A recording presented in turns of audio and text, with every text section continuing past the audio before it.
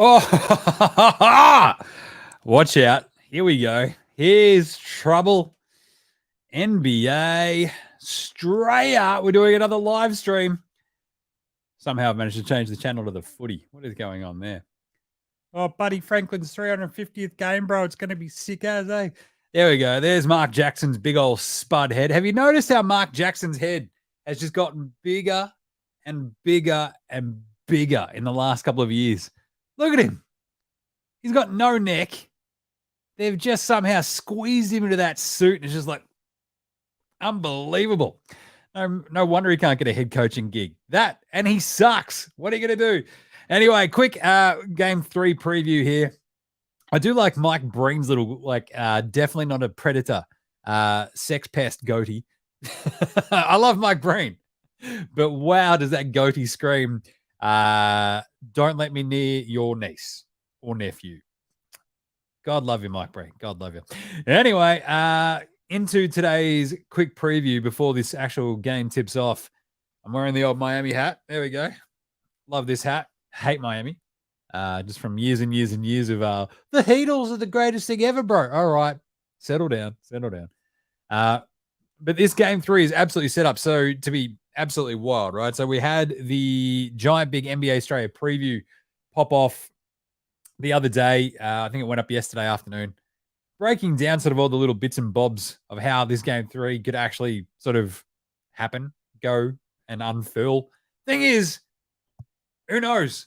This game is absolutely psychotic because on one hand, you've got Miami going home. You're like, oh, geez, that's probably good for them. They stole one in Denver. At the same time, the Heat sort of suck at home. What are they, like 23, 28 and 1 or something, I think, at home against the spread. And Denver, like, oh, geez, they're not a great road team. They closed out Phoenix on the road. They won 2 straight in LA to close out and sweep that series. Oh, but they weren't a good regular season. Well, the Heat weren't a good regular season 3-point shooting team. Have we learned nothing? The regular season at this point doesn't matter shit. It's simple. What matters is what you've done in the fucking playoffs, and boom, that's where we're at the moment. So I'll tell you that much. It's getting to a point where Denver, that home record, they hadn't lost until now. They now have. So can they go on the road? I think they can. I think this is the point, right? 2.5 point line. It's now like 3.5 in some places. I think Denver can cover this. I think it's going to go under, though, is kind of the vibe on this one, where the defense is just sort of kicking the gear just that little bit more. They're a little bit sharper, and they're a little bit tougher to, I don't know, makes it a bit tougher for everybody to score. I think in this one, we get a bit of a slog. The tricky part is, like, the defenses haven't stopped each other in either of the games yet. So can you really rely on that? I think I talked about on CoBed Daily and even on yesterday's NBA Australia about how if you can get an alternate line for the totals over and unders up to about 218.5, then you're starting to feel a little bit safe. But otherwise, the other big ones were who's going to step up. Joker, look, he had 4 assists. 4. Just count it. 4. Suns in 4. He had 4 assists last game. He's had over 12, I think, in 4 of his prior 5, 6 of his last 8. There you go. 6 of his last 8. That's a lot. He doesn't mind a dime, does the old Joker. And I enjoy, nothing like watching a singer's eyes when they're singing the national anthem. It's like, I'm actually terrified. Bombs bursting in air. Geez, nothing wrong with that. That's nothing sus, says the country that shoots kids. Anyway, right. Anyway, back to the Joker. The 50 points, rebounds, assists for him as well was like the big play. Just because you look at the Joker, he's done it, I think, in 10 of his last 11. I think, they made him a scorer. Yeah, they did. They stuck on the perimeter to like all those shooters there for Denver. And I think it'll change a little bit today. I think Denver will be a little bit sharper. I think they'll come off their curls. They'll set screens probably further out. They'll give Joker a little bit more space to work in and give those shooters a little bit more space to work in and go from there. And I think he gets up over that 10 assist mark again. And I think, look, it wouldn't surprise me if it has like the 24, 10, and 12 triple-double. Like he doesn't have that massive 41 points, obviously, because he's spreading the love there just a little bit more. He's like Will.i.am. He's going to be like, where is the love? He's like, well, it's just here. Boing. Behind my head pass. Love that.